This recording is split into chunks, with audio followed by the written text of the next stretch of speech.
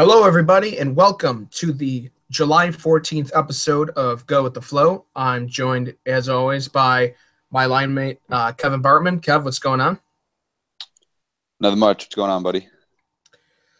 Nothing too much. Doing well. So this week, for our last episode, we're going to be taking a hiatus here, with, free agency and the draft passing us by. There's not a whole lot of hockey storylines.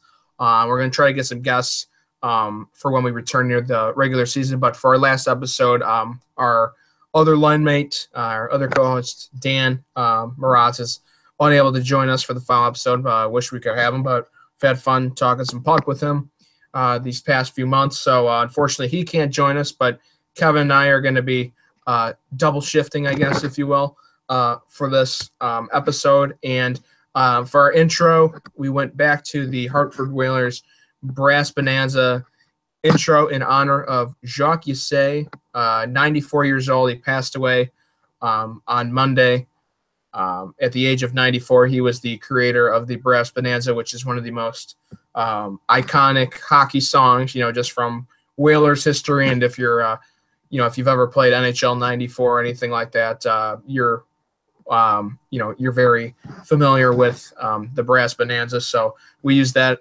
for our intro this week. So a lot of stuff to talk about, a lot of signings. Obviously, there was free agency, a couple trades, and some guys who, are unsigned or trades that didn't happen. But let's start first with free agency and just I don't know if we want to talk about any of the bargain signings or some of the big signings or just any of the most compelling storylines that happened in free agency, but just, I don't know, Kev, just whatever guy, or team you want to start with. Let's just jump right into, what went down on July 1st and the following couple days. Well, I'll say one thing. There were a lot of short-term deals that we saw go down recently that I actually really liked, like Brian Boyle, Patrick Marleau, Joe Thornton, etc. But I guess due to recency bias, one of the more favorable contracts I saw was the 7-year extension by Tampa Bay for Tyler Johnson. Just because I think the value you're getting in that contract, it's 7 years at $5 per. He's, Tyler Johnson's if he plays a full season, I don't think he's even played a full season yet. He's had a lot of injuries, but he could be a 60-point, 75-point guy, when he's playing to his potential. So to lock up a guy like that for 7 years at such a low rate is a huge win for Yzerman. And perhaps they were able to make that signing too because they traded, Drouin, who signed a pretty big extension in Montreal a couple weeks ago. So, you're looking at guys like Johnson and Killorn as guys they might not have been able to sign, but they were able to lock up Johnson to the long-term deal that you're talking about. Yeah, and they also got Kunitz too, at I think like $2 million, Tampa Bay. Yeah, so, 1 year, $2 million. Interesting. A lot of veterans signing these, well, obviously because they're getting older, but a lot of these interesting signings happen with Justin Williams going to Carolina. That's a team that's had a pretty active offseason that's been making some intriguing moves. So they get a veteran presence in that dressing room. Obviously, he was part of their 2016 Cup team. 2006. Yeah, let's cut that. All right. No, it's fine. Keep going. Fuck. I'll say. We'll go. I'll say. Well, obviously, you'll know where that is. So yeah, obviously, he was part of their 1, 2, 3. Obviously, he was part of their 2006 Cup run when they beat Edmonton. Earlier in the offseason, they traded for Darling to presumably be their number one goaltender. Slavin got an extension. They brought in Marcus Kruger after Chicago flipped him to Vegas. Vegas flipped him to them. Van Riemsdyk, same kind of situation there after the expansion draft. So Carolina's been active. They bring in a veteran guy. And then how about Patrick Marleau? Over $6 million, 6.25, I believe is the number for 3 years. He's 38 years old. That's a very interesting signing. I mean, the talk early is he's going to be playing with Matthews, and they needed some veterans in that locker room, so they brought Patty Marlowe in there, and then Ron Hainsey, fresh off a cup from Pittsburgh, on the blue line there on a 2-year deal. So Toronto's making some interesting moves, obviously trying to bring some veterans in there to work with that young nucleus they have. Yeah, but the thing about that Marlowe signing is I feel like if you want to bring in a veteran presence, you do it on like a 1-year deal to sort of like nurture all these young guys and help them in times like the playoffs. You saw a signing like that with Brian Boyle last year at the trade deadline. So when you're signing some guy who's up in his 40s or he's 37, but he's up there to a pretty significant figure for 3 years. That's a pretty big commitment. So it's clear that they're expecting some significant production, especially like you said, they put him on a line with a stud like Austin Matthews. Yeah, and it's one of those things where he's been in San Jose for so long that it probably took Toronto offering 3 years at a really high cap hit to get him to leave the comfort of San Jose. Because San Jose went to the Cup a couple years ago, and obviously they're in the playoffs this year, and they ran into that Edmonton buzzsaw with McDavid and Draisaitl and all those guys. But to leave the comfort of San Jose, it probably took a contract like that. And I think the thing with Marlowe, though, and the thing they feel confident about is that, the guy can still bury pucks, and he's incredibly durable. So they're thinking he's going to continue to stay durable, stay productive. And, I think it sounds like Babcock's very confident in him. And, for someone, if you're going to sign a guy for that much money at that age, Toronto is pretty confident that he's the guy you do it with. So that one was interesting. Another team that made some interesting moves was Dallas. Got a little crazy in free agency there. They signed, obviously trading for Ben Bishop, giving him a new contract, acquiring his rights from LA, obviously earlier in the offseason, but then signing Marty Hanzal and Radulov. That was just kind of came out of nowhere. This is a team that was great a couple years ago. This year, not so good. They wind up with the third overall pick after the lottery. Obviously missed the playoffs in a decently tough division in the Central. And you go out and sign Hanzal, who probably underperformed if you ask Wild fans for them after they acquired him from the Yotes. And then, Radulov, who a lot of people thought was going to return to Montreal, but now he's in Dallas. So Dallas has got a pretty wicked top six. I think they also just re-signed Fox to do a new deal. So, Dallas is bigger now with Hanzal down the middle, and they've got a lot of guys who can score. And, letting Niemi go and bringing in a bona fide number one like Ben Bishop, they might have set themselves up pretty well. Yeah, you might think so, but the problem I have with Ben Bishop is that's an addition that should have happened like at least a year ago. Fuck, we got to start over. What was I going to say? You said Ben Bishop should have happened a year ago. Yeah, I had a little spiel ready about Ben Bishop, but I totally forgot it. Probably something with Tampa having a capable number one or something. So he's probably been available for a while, or I don't know. I don't know what your spiel is. Niemi and Lettinen suck. I don't know. Yeah, okay. I'll throw something together. All right, what'd you end on? I said, yeah, I don't know, just something about you. What time are we at? Let me check. 10 minutes. Yeah, about 10 minutes, 9.5. Yeah, just make sure you don't. I fucked up with Justin Williams, so if you may know that. 9.5. So Justin Williams. I was just the Justin Williams thing or the Dallas thing? Dallas thing. I don't know. Just comment on what you think Dallas did. I don't know. Whatever you think. Okay. All right. All right. 3, 2, 1. Yeah, the thing about the Bishop signing, though, is I feel like that's something that should have happened at least a year or two ago, because in Tampa Bay, we saw, at least in 2015, that Vasilevsky is, he's their goaltender for the long term. He got some pretty significant time with Bishop pooping his pants in the locker room. And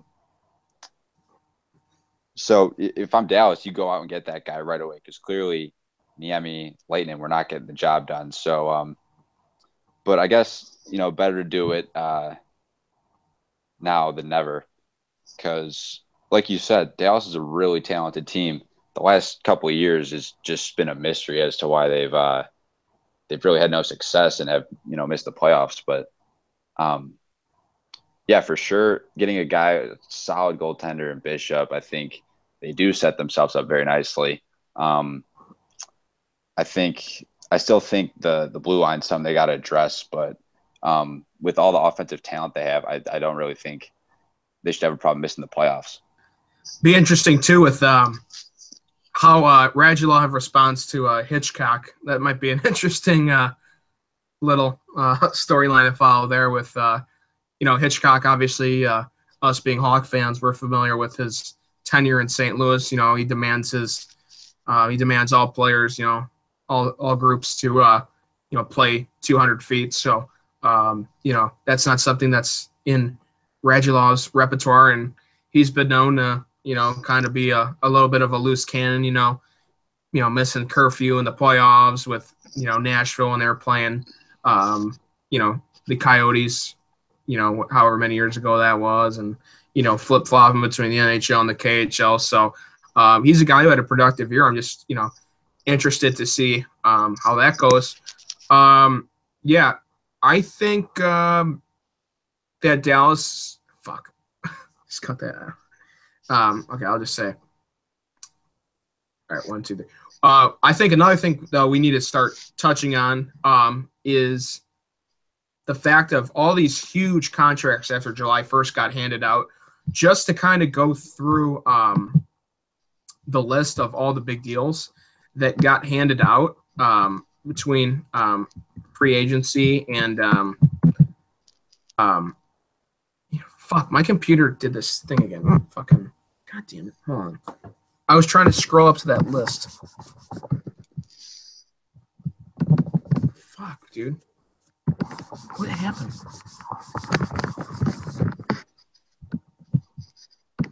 Something's gonna be fucked up with my computer. That's happening.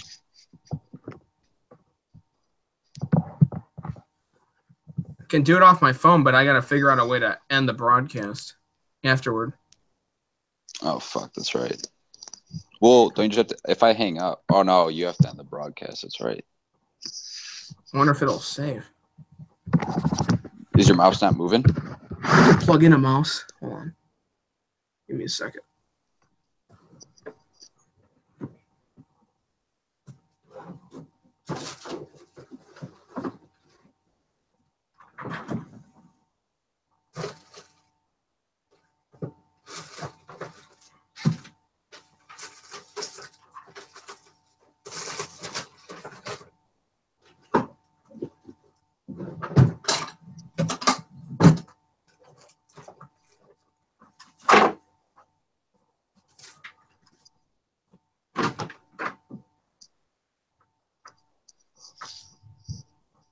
Hey, Mom, do you have an extra mouse I could borrow to plug in my computer?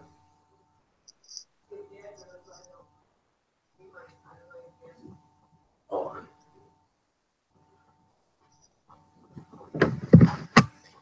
Can you just give me a second? Sorry. Yeah, don't worry about it. Dude, sorry, I don't know. I didn't do anything this time. I just scrolled out to go to group me, and then now it won't let me move it. That's fucked. Okay. My mouse keeps like freezing and then it won't move. The touchpad.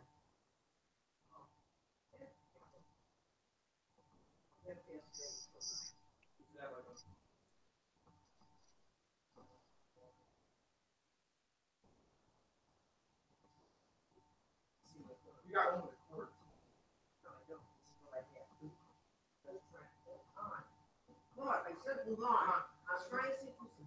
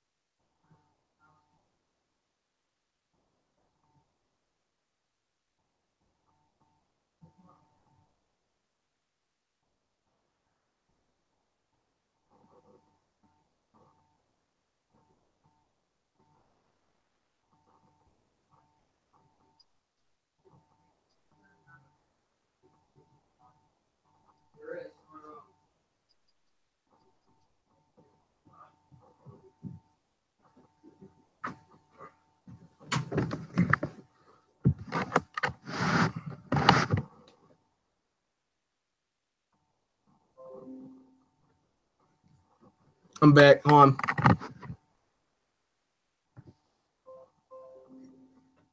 Hear me? Yep. Okay, I'm back in the mouse. I plugged in the mouse and we're good now. All right, cool. Okay, so. Fuck, what were you talking about? I know what I was talking about.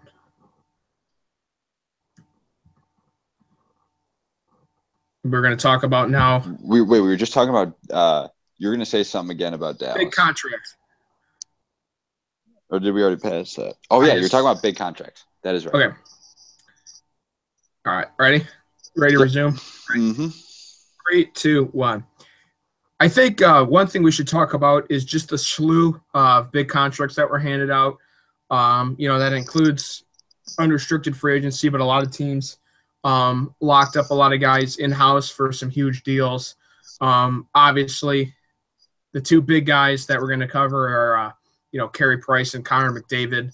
Obviously, McDavid, being the player he is and the franchise changer he is at such a young age, getting such a huge deal at 8 years, $100 million. But just to rattle off the guys who got some huge contracts, Vlasic, Price, Fowler, McDavid, Marlowe, Hansel, Radulov, Kuznetsov, Martin Jones, Slavin, Tyler Johnson, who you mentioned, Justin Schultz, and Nick Bonino. I mean, these guys all got huge contracts. I don't know if there's anyone that you wanted to focus on, but I think, one team we could maybe talk a little bit about, Washington signing Oshie Orlov and Kuznetsov.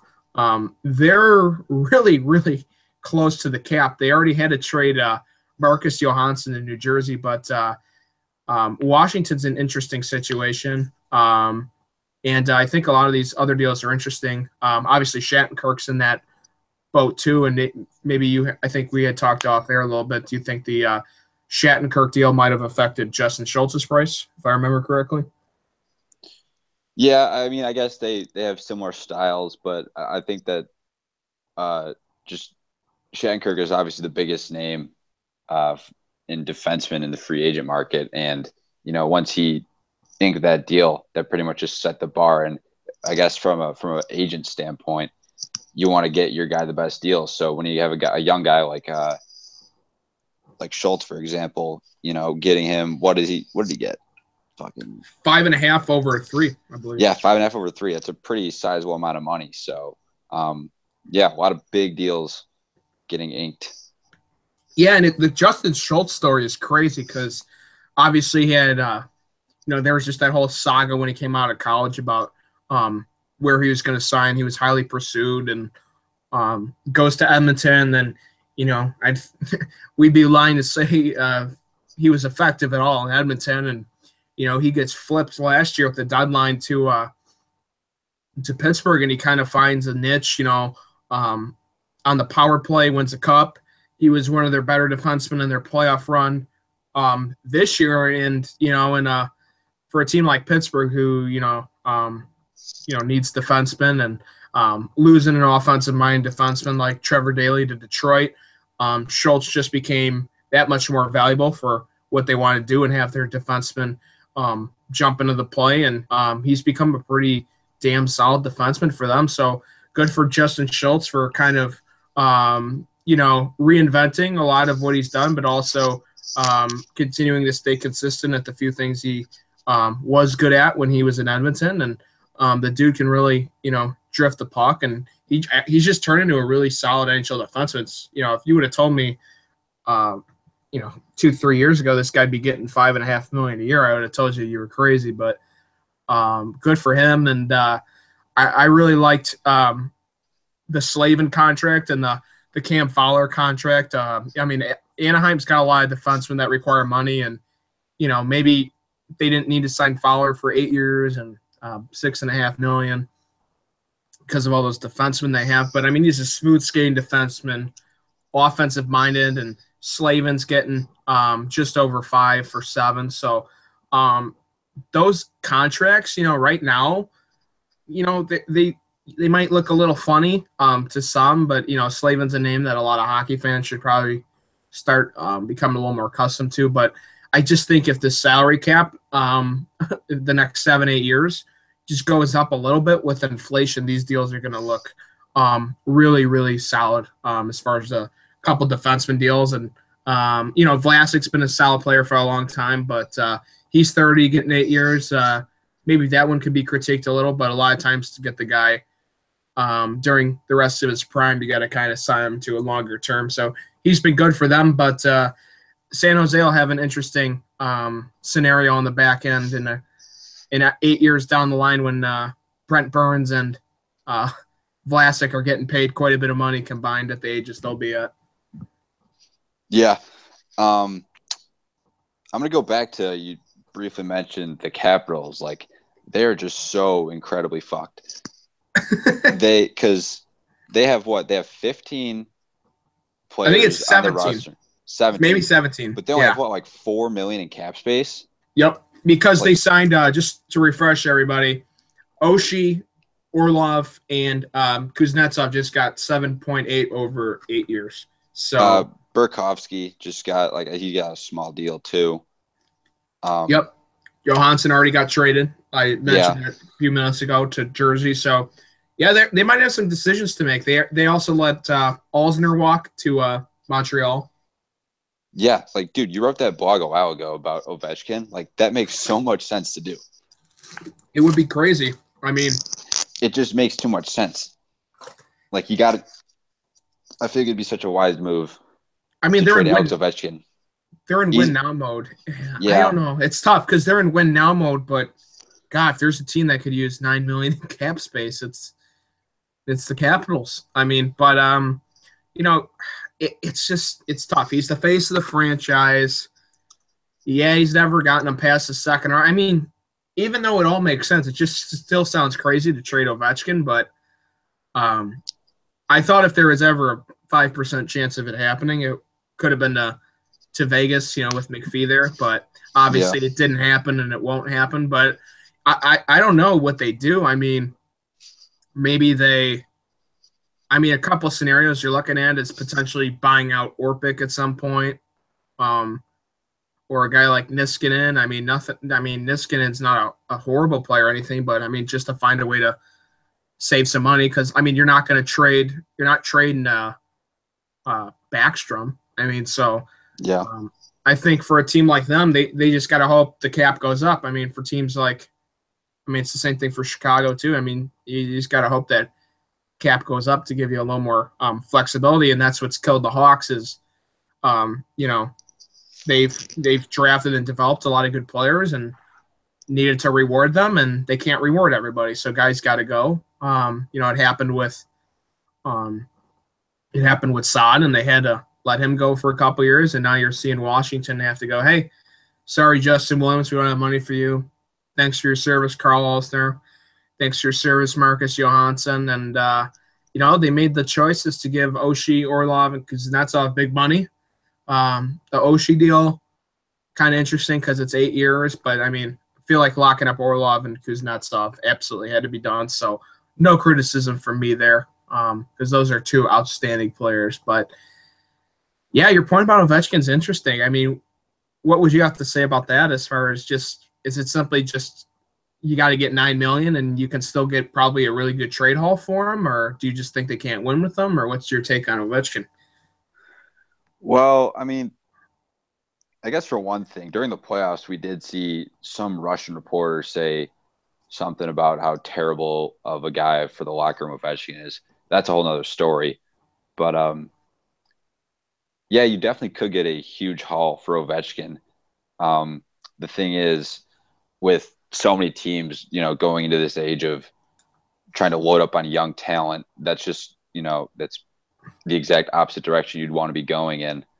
So yeah, like I said, it's easier said than done to trade a guy like Ovechkin, especially a guy who's probably the greatest goal scorer of his generation. But yeah, we know better than anyone, being Hawks fans, that when you load up on these big contracts for such a small number of players, you have to make some tough decisions going on the line. Oh, yeah. We're already seeing that from Washington, despite not having any playoff success. So and that's why McDavid took less money. Yeah, less money. Less That's money. another interesting situation though, because you still got Draisaitl to lock up, even though And to be fair, I think anyone with a brain will say McDavid's a better player, but Draisaitl had a way better playoff than McDavid, if you ask me. That guy was dynamite, and he deserves a big payday. And he's almost just as important as McDavid. McDavid's going to be the face of the league. He's going to be the best player in the league. You can make the argument he already is. I mean, I'd still go Crosby, but there's no doubt McDavid's special. And even though that 8 years, 100 million is pretty crazy, he's worth every penny. But Draisaitl is going to require a big deal too, and he's going to command somewhere. I don't think he'll quite get double digits, but I could no. see him. I could see him sitting high eights, low nines. I mean, The thing is, if you're any other he's team, top 10 in scoring. I mean, right? I mean, he had more than they're talking. Eichel's going to get 10 million or so, and he had more points last year than Eichel because he basically screwed Eichel out of a couple $1 million out of a bonus on the last game 82 of the regular season. yeah, I mean, I'll say right now, Connor McDavid might just totally fuck up the whole free agent market once guys like Matthews and Eichel have to get extended. Because here's the thing about Draisaitl. He put up great numbers at Edmonton, but it's a big question mark if you put him on any other line that doesn't have Connor McDavid on it to see how big of a drop-off he'd have in production. I feel like if any other team... Wait, hang on. I got to cut you off. Didn't they play on separate lines? Fuck. They're centers. You're absolutely right. Yeah. So you just restart that point. Sorry, I had to do it. Let me take a quick looky at his line then. I want to say he played with Eberle? Yeah.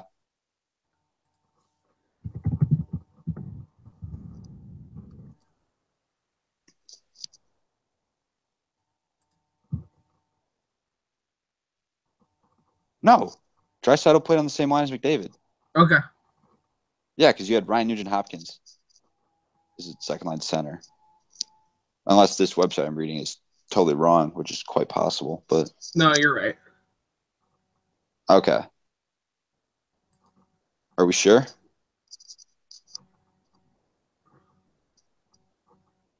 Draisaitl played with Lucic in the playoffs.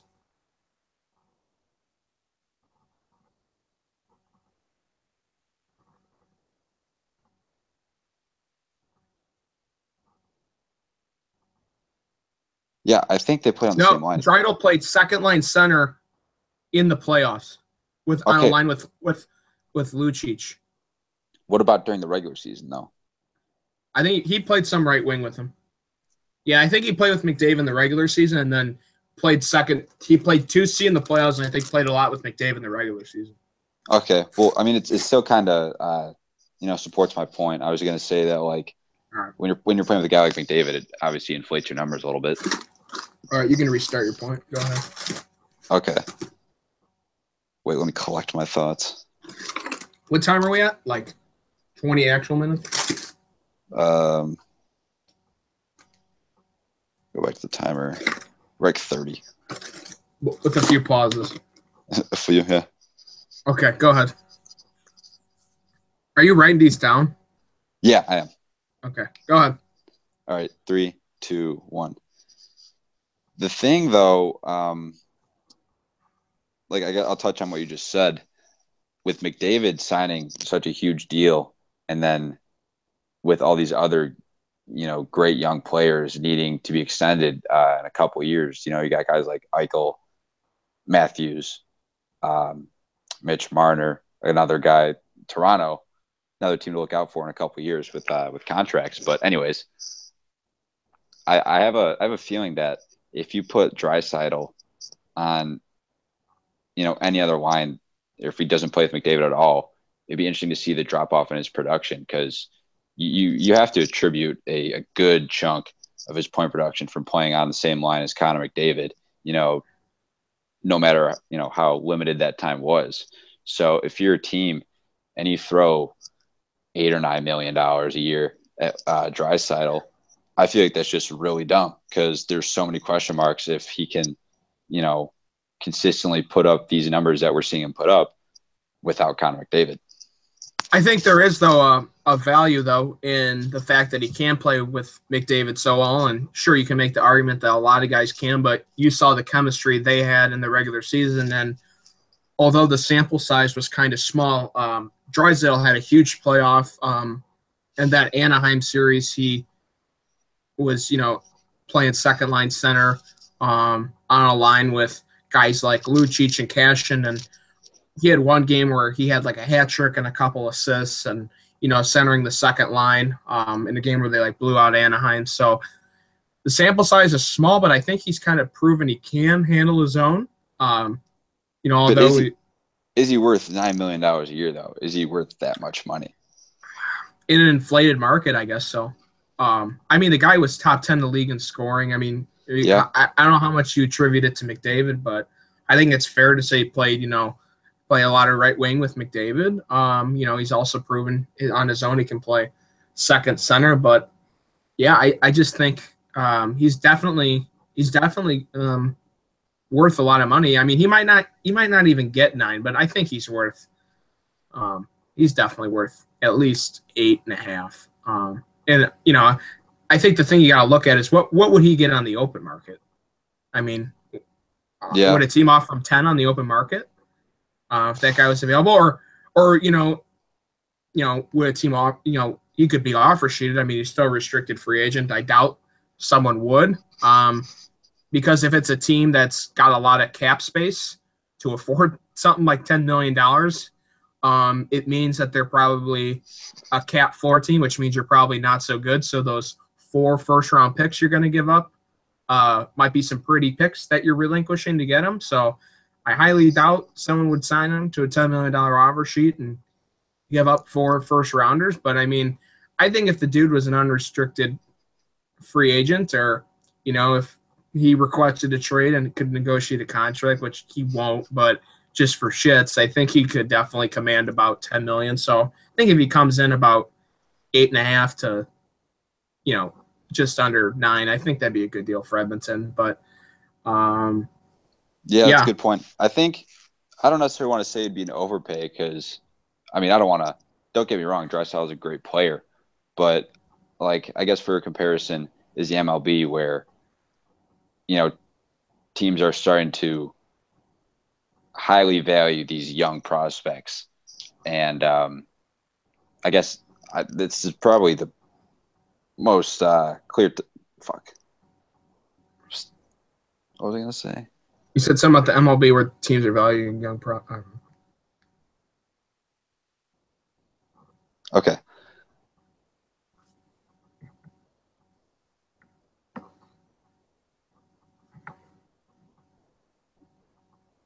I had no idea where I was going with that. We should just move on. What was your last thing you said?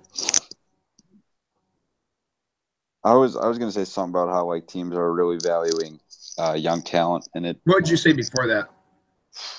Nothing. It was what you were talking about. You ended on. Or you could. Yeah. You could say something about Carey Price now or something if you want.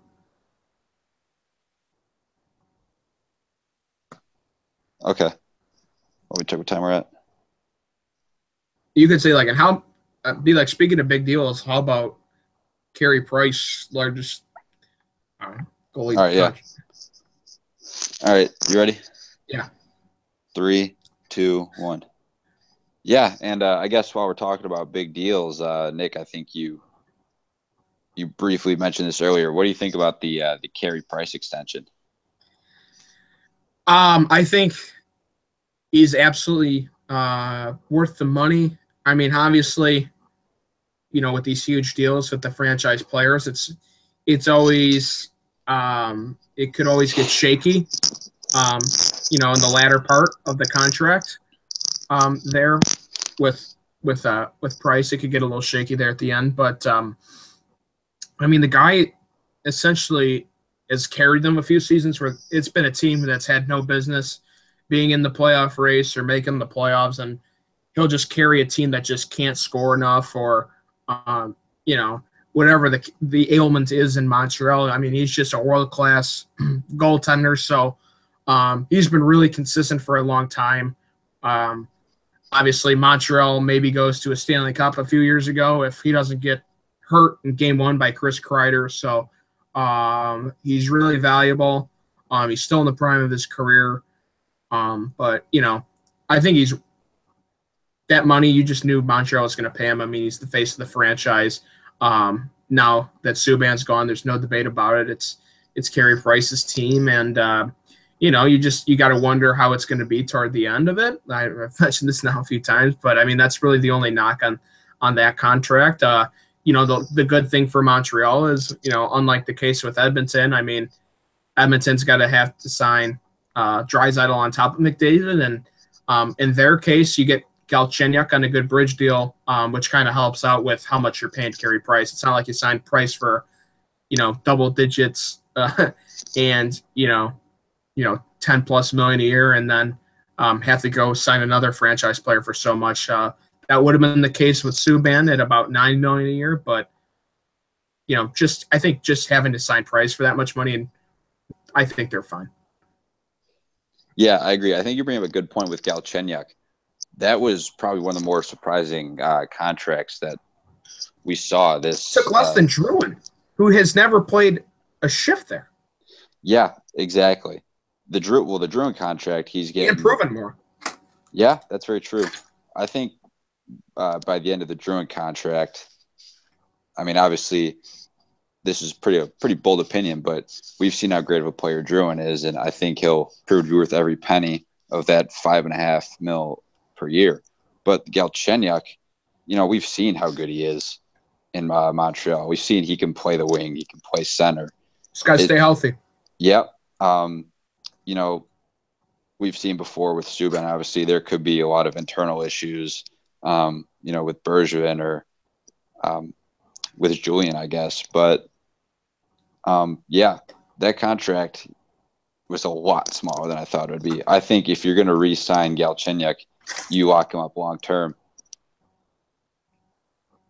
Yeah, it's going to be interesting because maybe that's a thing too, where Galchenyuk wanted to bet on himself, or Montreal, doesn't want to pay for potential. They want to pay for the production they've seen, and maybe it's just kind of a mutual understanding where Galchenyuk might want to bet on himself, because if he ups his production, he's worth more money, and Montreal doesn't want to pay for potential until he's able to kind of play close to 82 games and really show them that he can put it all together. So, I mean, if he stays healthy here over the next few years of that bridge deal, I think if he proves he can stay healthy and stay really productive and he lifts those numbers, I think Montreal is going to be more than happy to pay him what he's worth. But maybe they were just hesitant to pay him a big deal right now, and maybe he didn't want to sign the long-term deal because he knows if he's just patient, he can get a lot more, especially if the cap does indeed go up in a couple of years. That would really help out with his number too. Yeah, it's true. He'll be, roughly 26 when this current contract expires. So he'll be, possibly not even hitting his prime yet. So, if, like you said, if he can stay healthy, keep up the production that we've seen from him so far, he could get a nice payday in 3 years. Absolutely. Montreal, interesting, and they're going to need Galchenyuk and Drouin to perform well offensively. Well, obviously, one, because they're paying them quite a bit of money. I think it's right around $10 million combined for the two, which isn't the worst thing I've seen based on all the contracts that have been thrown around out there. I mean, but especially going to need them to perform with losing Radulov. I think in an ideal scenario, they would have been able to keep Radulov, and it sounds like some kind of miscommunication happened where Dallas offered him the contract he signed for, and Montreal was willing to pay him, but he kind of agreed or something. It was kind of a strange scenario where I think Montreal really wanted him back, and he just wound up agreeing to a deal with Dallas and never really gave Montreal the chance to match it. Before we get into some other stuff, just wanted to get your thoughts on Nick Bonino kind of doing the reverse Marian Hossa, if you will. going Yeah. from the runner-up to the or going from the champ to the runner-up. I screwed myself up on that one, but yeah, kind of interesting. He wins a couple cups there. Gets just over $4 million a year, which is a little less than I thought it would be, but no state income tax in the state of Tennessee, so I'm sure that played a role.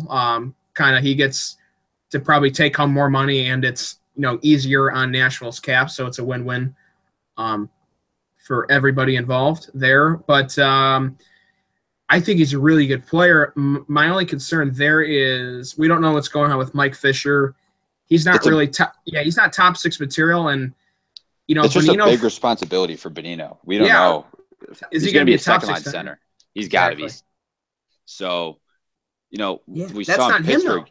We saw in Pittsburgh. He's the ideal third line center. Just great hockey IQ. So yeah, going into a place like Pittsburgh. You said Fisher is a big question mark on Mike Fisher, whether or not he's gonna hang him up, but he's not top six material. Even so, Mike Fisher is, by far at least the third best center on that team. So Bonino is getting a significant role on this team that's poised for another cup run. So it's definitely an interesting situation. And maybe they sign him because obviously there were some rumors they were going after Duchesne, so maybe they did want him to play third center, and maybe just they signed him with the hope that they could get Duchesne afterwards or before, and he could still slot in, and maybe they still get him. But as we've talked about, it's hard to imagine them giving up a guy like Ekholm or any of those top 4D to get Duchesne. The thing is, Nashville has a ton of talented forwards like that we saw in the playoffs. Oh yeah, really young. They lost Fiala in the second round. Auberg's good. Auberg is sick. Arvidsson, they're all fast too. Nashville is a very fast team, and I feel like it's pretty much a no-brainer. If Joe Sakic is asking you for one of your top 4 defensemen, you obviously say no because that's your bread and butter. You have some really offensive-minded defensemen that can change the outcome of a game. So, and I think you screwed that up. I think you meant Poile. What? You just said if you're Sakic. Weren't you talking about if they? No, I was right. I said if you're Sakic, you want a top 4. Is that what you said? I guess I phrased it wrong, but okay, just start over. Fuck. God damn it, Nick. You did phrase it wrong. Yeah, you're right. Whatever. Colorado needs a top 4D. They need defense. They have forwards. Yeah, but I was gonna say is I guess you're right. Just say it then. If you're Poile. It's Poile who won't want to give up a top 4D. But I was gonna say though, if Sakic is asking for a top 4D, just say it. Say no. You don't have to. Don't explain it. Just say it. Okay, where was I at? You said Nashville's got some sick forwards. Is the last thing I heard. Yeah, that's right. Yeah. All right. 3, 2, 1. Yeah, and the thing is, for Nashville, they don't really even need a guy like Duchesne. I remember at least we saw firsthand how fast and skilled Nashville is at the forward position. They got guys like Victor Arvidsson, Pontus Auberg, Kevin Fiala, who went down with an injury. But he's another fast forward. So if Colorado is asking you for a top 4 defenseman, that's just an obvious no, I feel like, because for Nashville, those defensemen are the bread and butter of your team. And, those guys are skilled enough where they can change the outcome of a game with all the, offensive skill they have. So there's really no need for a guy like Duchesne. And I think, Poile is pretty spot on there where there's no shot you're giving up one of your top 4 defensemen for a guy that, in my opinion, you don't even need. Yeah, it's interesting too. I think obviously they could definitely use a top 6 center, but not at that price. I think those skilled wingers that you mentioned all could use a good offensive-minded center like Duchesne to go in there and help out, but obviously not the price of a top 4D.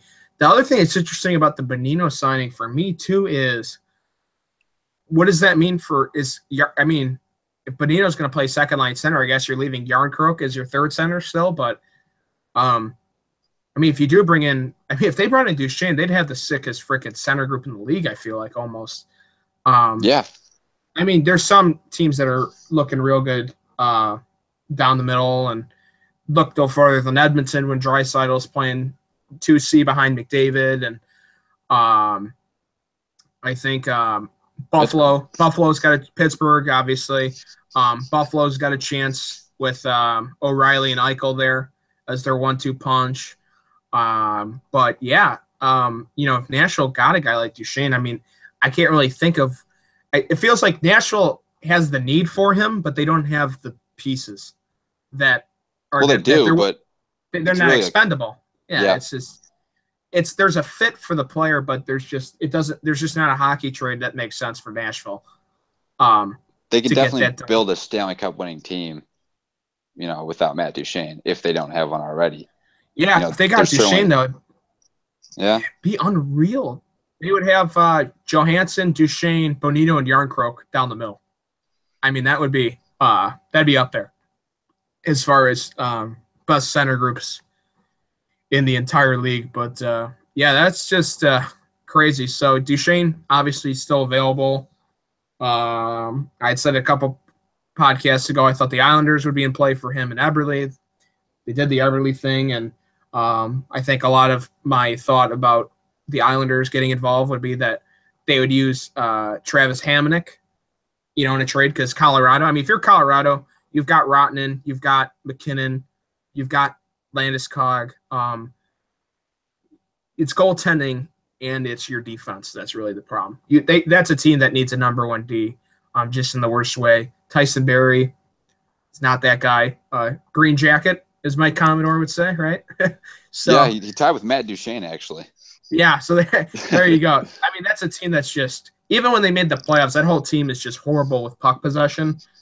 So their 1 year where they made it and Minnesota upset them, it was a totally fluky year. That's a team that really needs a stout number 1D man. So I was thinking, Hamonic might go there. But, here's Calgary, who swooped in there a few weeks ago and was kind of following they're just kind of the Western version of what Nashville is, with trying to come up with a stacked top four with where they got Brody, Hamilton, Geo, and Hamonic now. I mean, that's real solid. And with those young kids they have up front, I mean, Calgary, that's an exciting team. So a lot of good forwards there. Could that be a landing spot for Old Man Yags, or what do you think? Oh my God, that would be sick. That would be fun. That's the first time I've even heard that possibility. That'd be fun. Yeah. Yeah. And, they, kind of, I don't know if re-upped is the right word, but, bringing in Mike Smith, we'll see how that turns out. But, dude, Jaromir Jagr in Calgary. Wow. Yeah. Fun fact for those at home. Jaromir Jagr had 46 points last year. You know who else had 46 points? Patrick Marleau. So you just saw the money that Marleau got from Toronto, getting about $19 million over 3 years or whatever the math is on that, just over $6 million a year. Jaromir Jagr. If you're an up tempo, speed type team, maybe that's not your thing, but Jagr could definitely. I definitely feel like he could lay in the weeds as a third line winger, possibly get some power play time. I still feel like he's got one more year left in him. I mean, 46 points. I mean, obviously dude, he'll play hockey till he dies on the ice. Like that guy, he just loves hockey. All jokes aside, though, like just being honest, for Jagr, 46 points is like clearly a decline. But he's 45, so duh. Yeah, he's not going to be racking up 120 like he was with the mullet. But dude, for any third, fourth line that's putting up 46 points, that's huge. Great. Yeah, I mean, 46 points doesn't grow on trees in the NHL. No. I mean, how many times is, we just talked about Bonino. How many times is, if we pull it up real quick, I mean, I'd be interested to know what Bonino's career high in points is, because he just got 4.1 million. Marleau got that same kind of money. I mean, Bonino's career high is 49. I mean, the last 4 years he's at, I'm on his hockey DB, it's 49, 39, 29, 37. Yog's at 44, puts up 46. So I'm, it's the fan in me. Obviously he's slow. You're got a fast line. He's going to drag your guys down.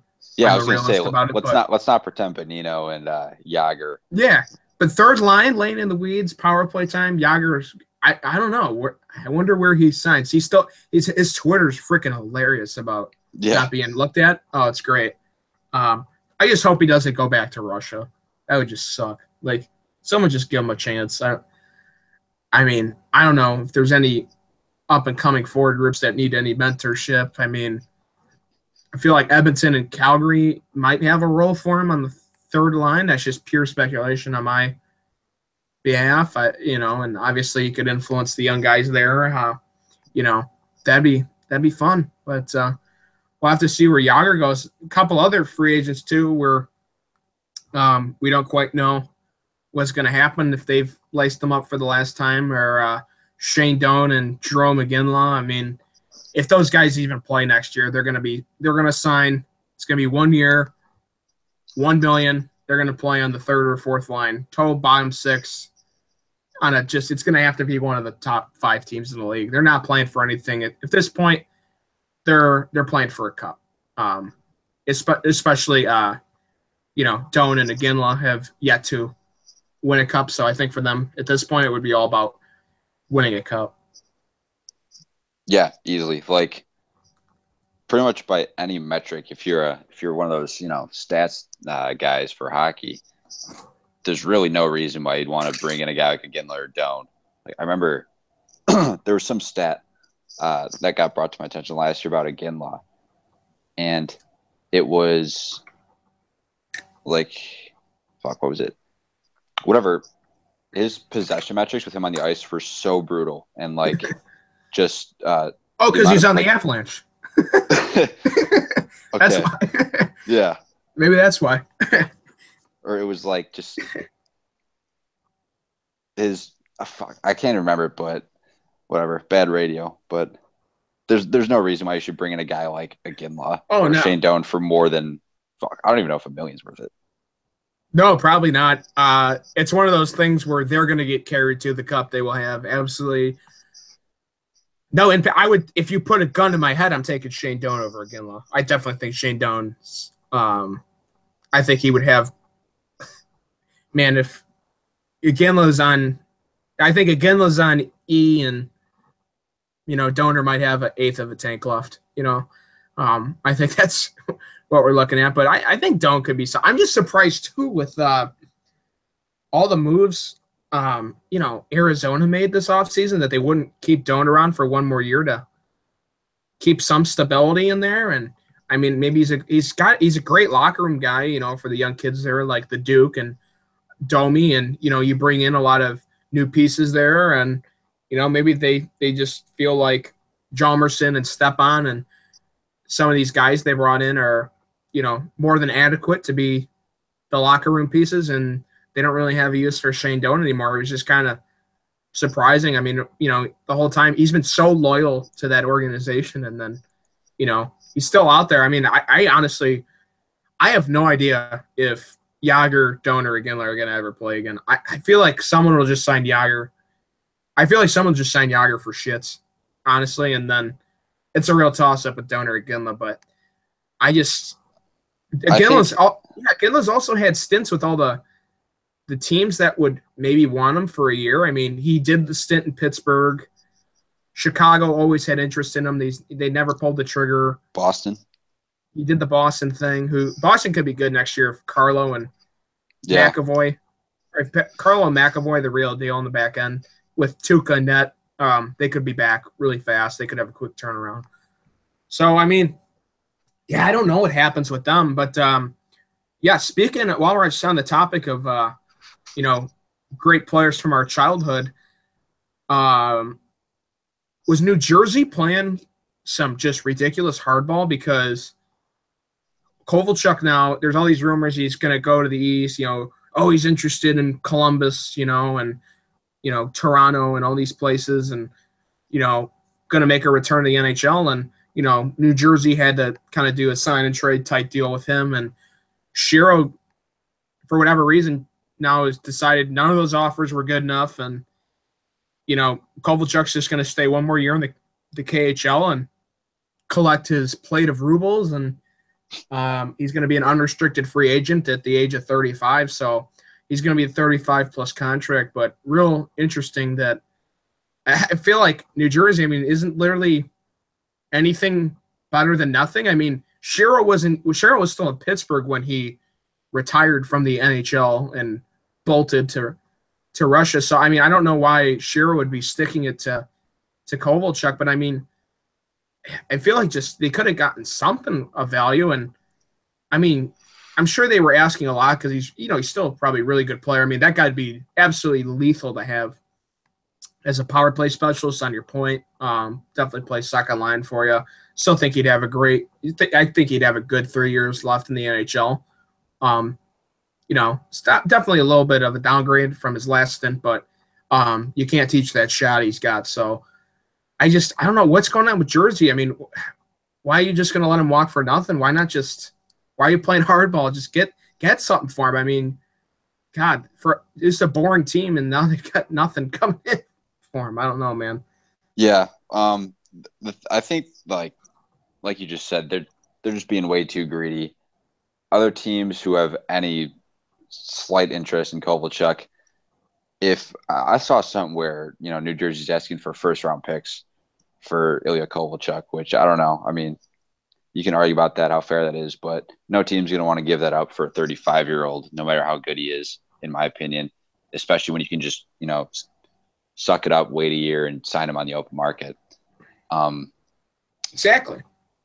It is interesting, though, because especially with New Jersey drafting a guy like Nico, it would be sick to see just what happens if you saw him with Kovalchuk if he came back to New Jersey. Yeah, that won't ever happen, though. But it's a fun thing to think about. Yeah. But it's fun to think about Kovalchuk anywhere, really. Yeah, there was some talk. Even our Blackhawks might have been interested in him, and but Kovalchuk, he's just getting paid just an ass load in Russia. So, he's probably not going to be cheap either when he comes back.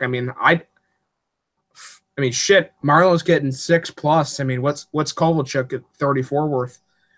I wonder what he would have cost. I'm sure his asking price is going to be a lot, but I think there's a lot of reason for them to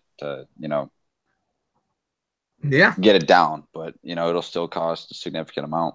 I bet Columbus has got to just be bummed if they just had all these moves. I felt like lined up. They were just making one move to set up the next. Yeah.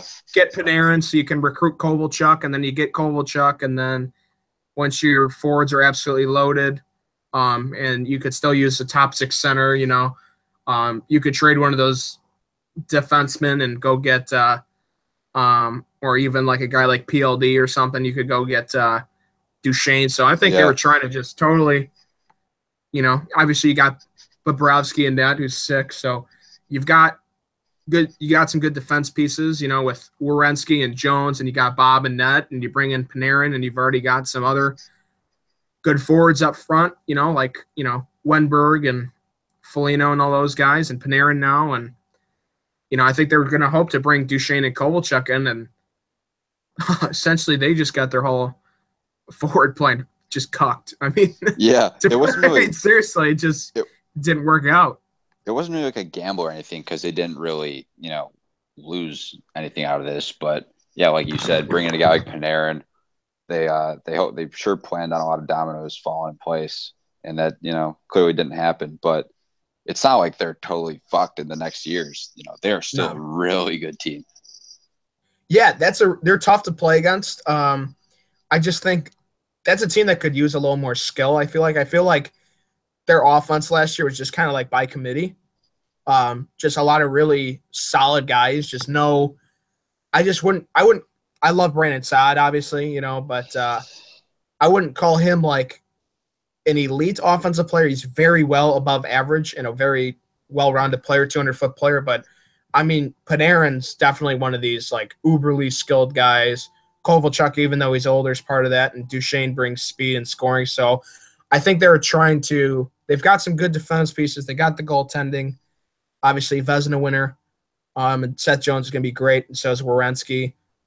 Those guys can both jump into the play too. I think they just needed to push that forward group from the class of really good to the class of elite. And now Kovalchuk's staying in Russia, and Joe Sakic is sitting on his hands and not pulling the trigger on anything. As we talked about, stingy man. Stingy. Yeah, for no reason really either. Like I think it's mutually beneficial. Like go get yourself that damn defenseman. Like, see if you can pluck Ryan Murray away from Columbus or something, or try to get Hamonic, or they could have gotten Hamonic probably. And, now they're sitting there, and I think a lot of teams have kind of accepted their rosters. And I mean, I don't know are you holding out? I don't think Ekholm's coming your way. So, I mean, honestly, who has the assets now to get him? Or who has the assets and the need? I mean, where could Duchesne go? Honestly, at this point, I mean. Yeah, I mean, you're exactly right. Sakic's sitting on his hands. Unless it's Dahan unless the Isles will give up Dahan or something. I mean, I honestly don't see it. I've talked about how. Dude, the Islanders have such a loaded prospect pool, and I feel like it doesn't really go under the radar, but it's not as appreciated as it should be. Yeah, they brought in Eberle, who put up. I mean, that guy loves to shoot the puck, and he didn't quite live up to the hype in Edmonton, but he's not a bad player. As far as production goes, he produces a hell of a lot more than Strome does. So I mean, that's a good place for a center to want to play now. I mean, you've got you want to please Tavares. I mean, what better way to do it than we keep going back to this Duchesne thing. I mean, I feel like draft and free agency, and it still hasn't happened. I mean, it'd be interesting to see how long they hang on to him, because honestly, I don't think Duchesne's a bad guy or anything, and I don't think he's one to be a locker room cancer or anything like that, but you just don't want to go into the season where your teammates know you don't want to be there, you don't want to be there, and you just have kind of that distraction just lingering to start the year. I think if you're going to trade him, just do it. I mean, what's the point of holding on to this guy to the deadline? I mean, yeah, exactly. And, the longer you hold on to him, the less teams are going to value him, because, the less control they're going to have over a guy like Duchesne. So, yeah, pretty much a lose-lose situation all around for, all parties. I mean, you don't just trade Duchesne to trade him. Yeah, exactly. It sounds like he's he's hinted he needs a change of scenery. It's not like he's straight up demanded to trade, I don't think. But I feel like they probably got plenty of adequate offers, and I think it's another case of another team being greedy. But go ahead, sorry. If I'm a player on, if I'm one of Duchesne's teammates, are you really going to fault him for wanting to leave Colorado?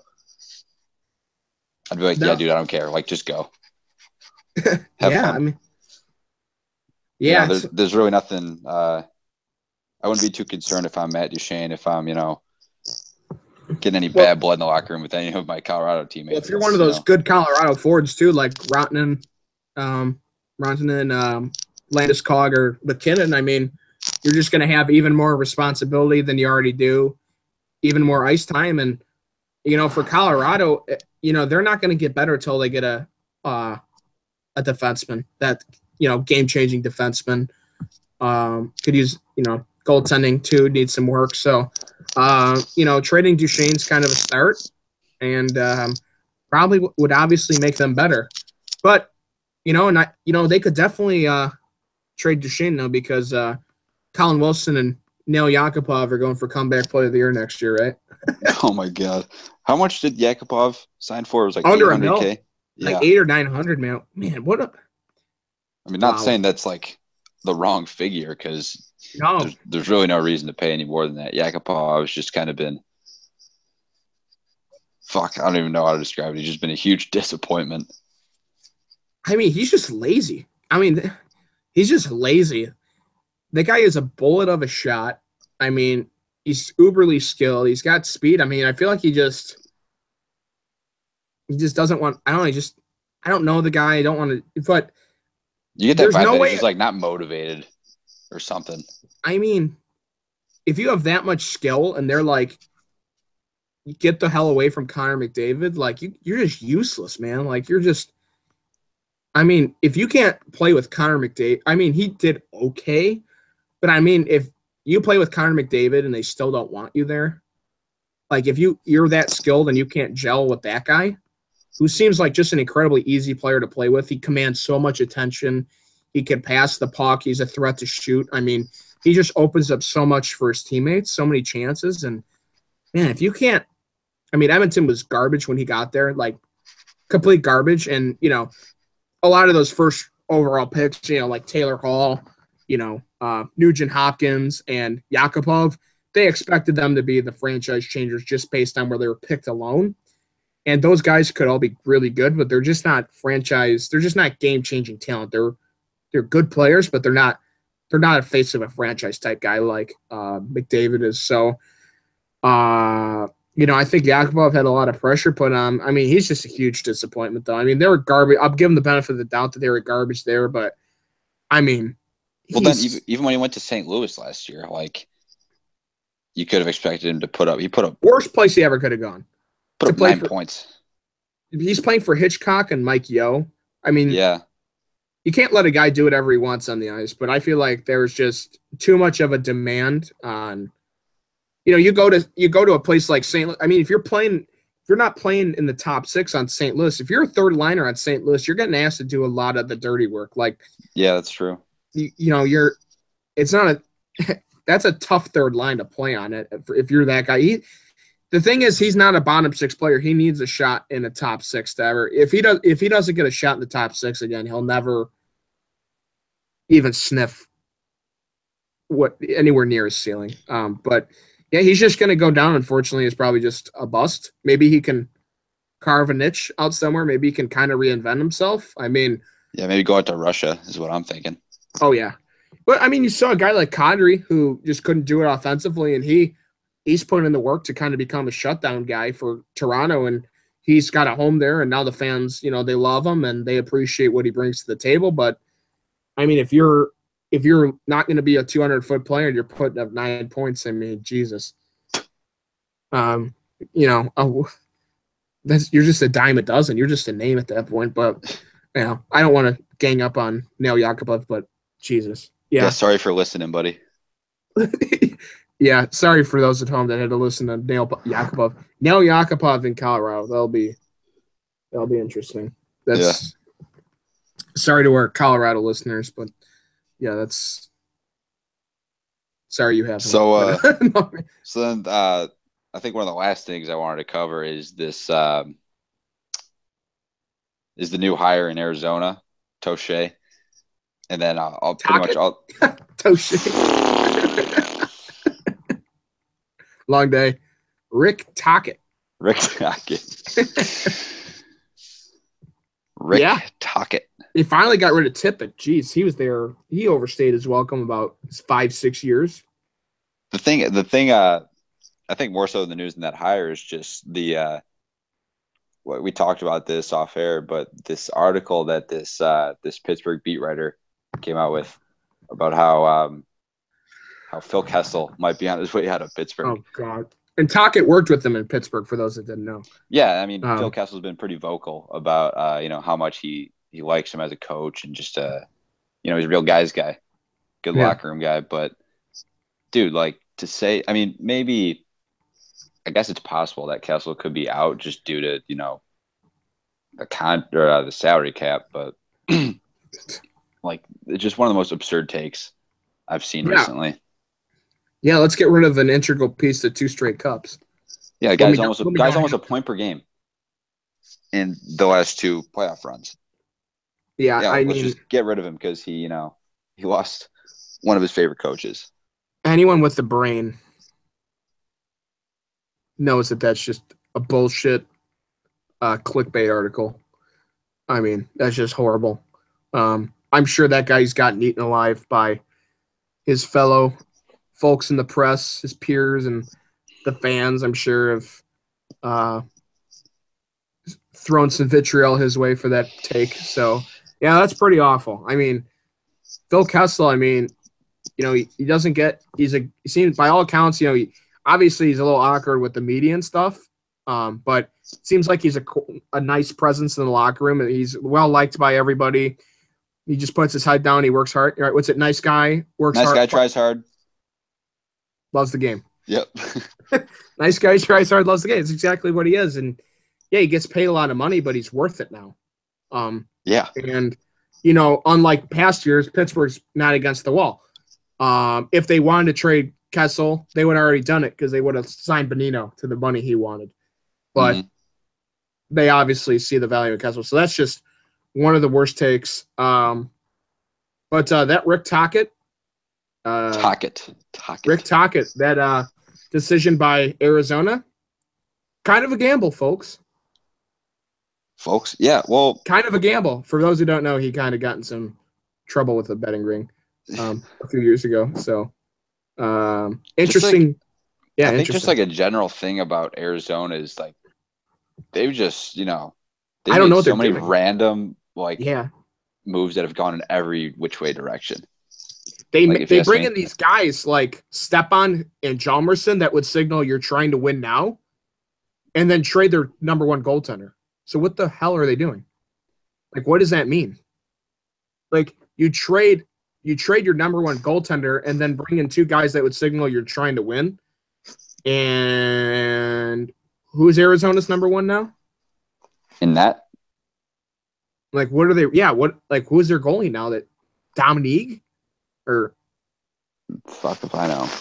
I mean, geez. I mean, and this is another segment of bad radio, but the point is, Hjalmarsson, you trade these young pieces like D'Angelo and Connor Murphy for Stepan and Hjalmarsson, who have been they're veterans in the league now at this point, and they're good players. I mean, I'm not denying that. I love Hjalmarsson, always will. He's got 3 cups. Stepan's been to a cup. He's a top 6 center. Most places in the league, but I mean, shit. I mean, that's a freaking weird couple trades. That signals you're trying to win now, and you give up your number one goaltender. It's just, I don't know what Arizona's doing. And the Tocchet thing, maybe that's the thing that kind of sparks Duclair, gets him back on track. I think, he's going to Tocchet. Maybe he's going to go in there and he's going to bring out the best in the offense of Domi and Duclair and our local boy, Christian Dvorak. So I'm sure there's some hope from that sense. But yeah, real interesting with Tocchet. But yeah, also going back to that article too about Kessel, that's just shit. Yeah, and then even just with all the question marks about the franchise itself, is it even going to be a franchise in 10 years? They don't have a stadium. Oh, geez, for the long term. Like, they're just like scrambling for answers. It's pretty funny to watch. Well, there was some kind of deal. There was some kind of thing where Arizona State a couple years ago, they just got their D1 hockey program, and that fell through though. Yeah, they're right. Exactly. I was going to say there were some talks that they're going to maybe do a multi-rink facility where the Yotes would move to Tempe. I mean, they're already in a Phoenix suburb in Glendale, so they would just simply move to a different suburb in Tempe, which is much more populous and I'm sure accessible for the fans. And then, for a team that's maybe not made out of money based on their attendance, you get a little bit of funding assistance from Arizona State, who would probably take on some of the funding responsibility for building the rink by investing their own money into it, since they have they've got a lot riding on it because that's where their hockey program is going to play. So, yeah. You know what they should do? They should relocate to Quebec City. Or Seattle. Or anywhere. Or let's not realign the divisions again. Let's just have them go to Seattle.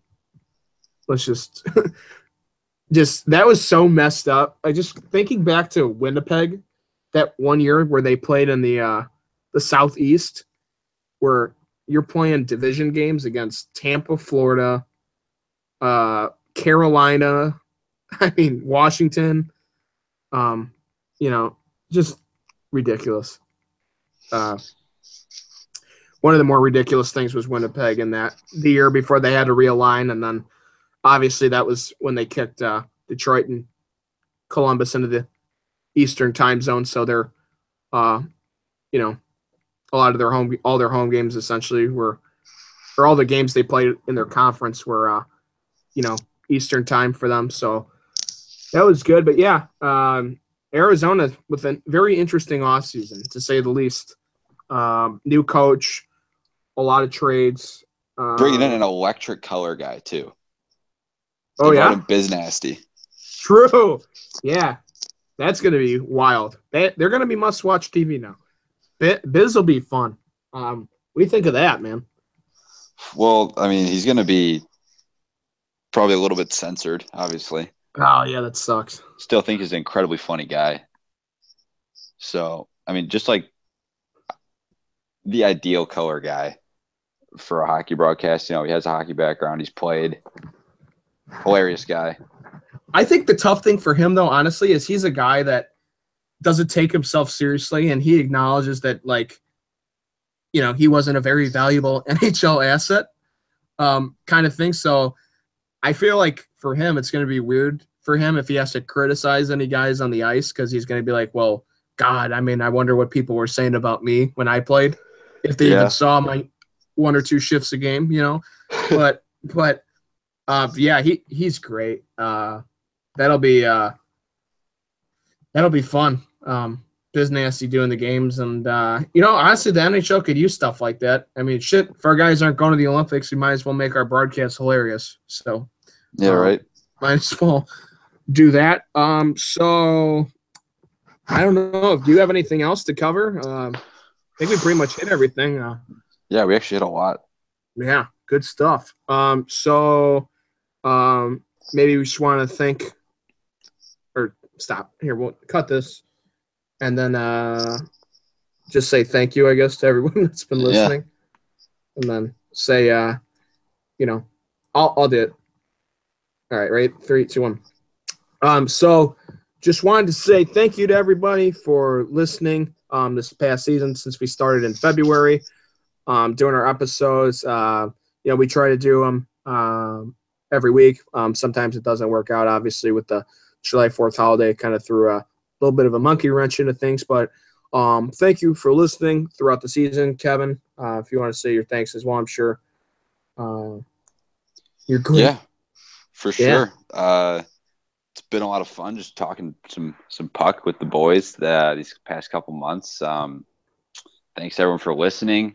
I will say this though, there is something in the works for once the season starts up. So, you know, don't forget. Try and get some guests. Try and get some guests. You know, there's something in the works. Pretty big stuff. Stay tuned. I will say that.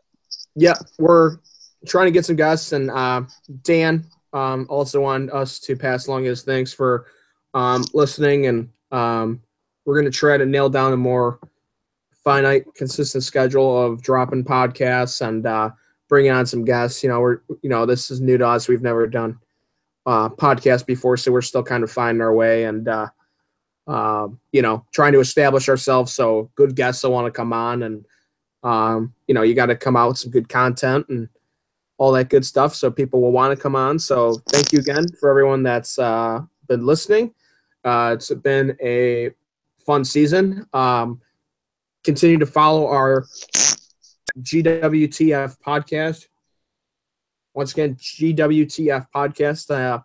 You know, even though we won't be recording any podcasts till around the start of the regular season, we'll still update the Twitter if there's any sort of news that breaks. You know, there could be obviously, I'm sure there'll be a few more trades by the time training camp starts, but you know, it's just tough because you know, this is kind of a boring time. I mean, all that's really going on are a few prospect camps, and then until training camp starts, it's pretty much dead unless a trade comes out of left field. So you might get a Duchesne trade or something, but it's going to be kind of tough to try to drum up some content until the start of the regular season. So, Kevin, thanks for joining me this week, and thanks to you and Dan for a enjoyable 2016-17 campaign, and looking forward to training camp and jumping back on the air. When the regular season comes around the corner. Yeah, absolutely. It's always a good time. Meeting up with you guys every week. So, yeah, till next time, I guess. All right, guys, take her easy.